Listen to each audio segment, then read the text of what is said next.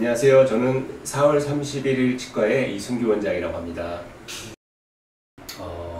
제가 이제 주로 사용하는 레진은 광중암 레진인데, 광중암 레진 중에는 두 가지 타입이 있거든요. 첫 번째는 팩커블 레진 타입, 이렇게 좀 점도가 있는 그런 팩커블 레진이랑, 그리고 우리가 쓰는 이런 플러블 레진이 있는데, 팩커블 레진은 어느 정도 이렇게 모양을 만들 수 있고 다질 수 있는 그런 기능을 할 수 있기 때문에 주로 전치부 다이아스템을 한다던가 아니면 전치부의 3구 우식을 치료한다던가 그런 경우에는 주로 팩커블 레진을 사용하고, 그 외에 예를 들어 치경부 수복이라든지 아니면 구치부에 조금 작은 와동, 1급 와동 같은 경우, 그런 경우에는 저는 주로 플러블 레진을 주로 많이 사용하고 있습니다. 제가 사실은 이 S 플러스 인젝터블 레진을 처음 접했을 적에 상당히 좋았던 점 두 가지를 말씀드리면, 첫 번째는 뭐냐면 그렇지 않은 레진도 있지만 대부분의 플러블 레진이 갖고 있는 한 가지 단점이 뭐냐면, 이렇게 우리가 짰을 적에 약간의 이렇게 짰을 적에 우징이라고 그러죠. 우징. 이거를 다 짰을 적에도 이렇게 레진이 새 나오는 거, 그런 우징이 있었다는 것과, 그리고 그 레진에 기포가 있는 경우가 있거든요. 이 플러블 레진 안에, 그러니까 이 안에 플러블 레진이 아주 치밀하게 들어가지 않는 경우는 기포가 생기는 경우가 있었는데, 이 ES 플로우 인젝터블 레진은 우징이 없고, 두 번째 기포가 상당히 적다는데 저는 상당히 만족감을 느끼고 사용을 했습니다. 저는 사실은 이 인젝터블 레진을 가장 많이 사용하는 경우는 어떤 경우냐면 코어를 하는 경우에 주로 많이 사용하고 있거든요. 예를 들어 갖고 우리가 이렇게 엔도를 하고 나서 이렇게 와동이 있는 경우가 있잖아요. 이렇게 1급 와동이. 그런 경우에 저는 듀얼 큐어 코어를 사용하지 않고 주로 광중암 레진으로 코어를 했었거든요.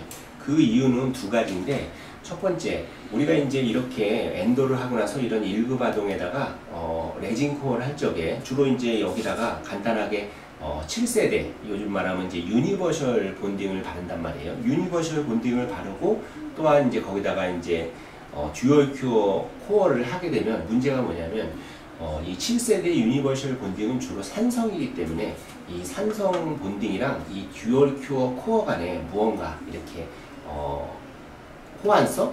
컴패터빌리티라고 하는데, 그런 호환성이 안 맞는 경우가 있거든요. 하지만 우리가 7세대 본딩, 산성의 본딩을 사용하더라도 이렇게 광중암 코어를 사용했을 적에는 크게 호환성에 문제가 없고, 근데 그렇게 하게 되면 문제가 뭐였냐면, 이 플러블 레진 자체가 너무 흐름성이 좋아서 이 코어를 하기가 어려운 경우가 있었는데, 이 인젝터블 레진은 어느 정도의 점도를 가지고 있고, 또한 기포가 많이 안 생기기 때문에 저는 이렇게 코어 할 적에 이 인젝터블 레진을 제일 많이 사용을 하고 있습니다. 예, 제가 여기 보시면 약간 케이스가 있는데, 제가 엔도를 하고 코어를 하는 경우인데, 요분도 사실은 우식이, 원심의 우식이 심해서 이렇게 코어를 하는 경우인데, 처음에 한 방에 쌓아올리는 거 아니죠. 우리가 듀얼 큐어 코어 같은 경우는 와동을 한 번에 채워야 되기 때문에 이 안에 데드 스페이스, 소위 말하는 기포가 생길 수 있거든요. 근데 이 플러블 레진으로 이렇게 조금씩 좀 시간은 걸리지만 조금씩 이렇게 쌓아 올리는 식으로, 이런 식으로 코어를 이렇게 하게 되면 제가 후에 엑스레이 사진 한번 보여드리면, 이 엑스레이 사진에서 보듯이 안에가 상당히 치밀하게 이렇게 채워진다는 거죠.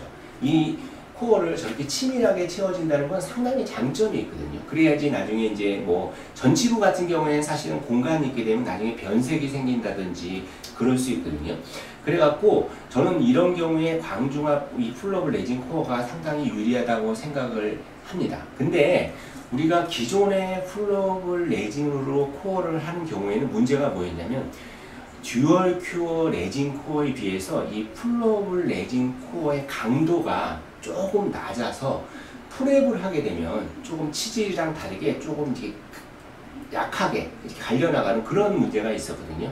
근데 제가 이 ES 플로우 인젝터블을 쓰면서 놀라웠던 점은 뭐냐면, 제가 이 인젝터블을 쓰고 이 하이스피드 버로 프랩을 했을 적에 그 표면의 그 강도라고 그럴까요? 그 강도가 상당히 강하다는 거죠. 그래서 이 프랩하는 느낌이 상당히 좋았던 게 저는 좋았습니다. 그래서 선생님들이 기존의 듀얼 큐어 코어에 비해서 이 광주감 인젝터블 이 레진을 코어로 사용했을 적에 프랩을 한번 해보시면 그 느낌을 아실 수 있을 거예요. 기존의 이제 풀러블 레진은 약간 이 강도가 약했는데 이 인젝터블은 상당히 강도가 강해서 프랩할 적에 용이하다는 게 저는 처음에 정말 마음에 들었습니다. 당연하죠. 그럴 수 있죠. 근데 이제 사실은 이제 우리가 주의해야 될 게 뭐냐면 우리가 이제 풀러블 레진은 저는 사실은 풀러블 레진을 두 가지로 분류해서 사용하고 있거든요.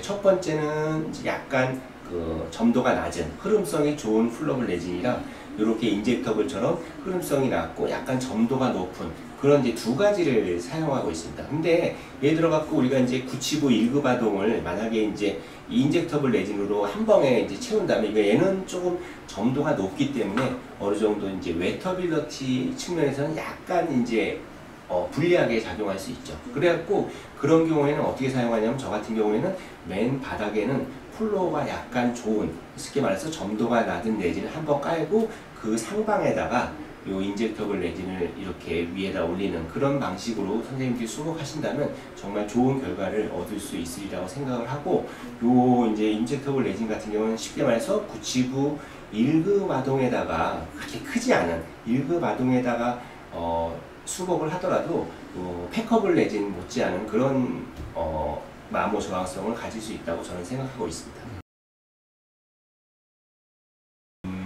제가 이제 사실은 여러 이제 풀러블 레진을 코어로 많이 사용해봤는데 요 인젝터블을 사용하면서 좋았던 점은 뭐냐면 물론 아까 말씀드렸지만 우징이 안 된다는 거, 그리고 기포가 없다는 거, 그리고 요게 보시면 알겠지만 약간 일반 풀러블 레진에 비해서 양이 조금 많습니다. 양이 좀 많으니까 코어로 사용하시기에도 크게 부담이 없고, 또한 이렇게 짜보면 적절한 점도를 가지고 있고, 이렇게 선생님들이 보시면 알겠지만 이렇게 쌓아 올릴 수가 있습니다. 이렇게 위로. 우리가 코어를 할 적에 이렇게 안에다가 넣어야 되는 그런 코어도 있지만 이렇게 바깥쪽으로 익스트라 코로날로 쌓아 올려야 되는 경우도 있거든요. 선생님들 여기 보시면 알겠지만 이렇게 요 모양이 유질해서 무너지지 않고 이렇게 쌓아 올릴 수 있다는 게 정말 좋은 장점이거든요. 그리고 요 레진이 어느 정도 명도도 조금 밝아서 전치부에 쓰시기에도 좋은 선택이 될 수 있다고 생각을 하고 있습니다.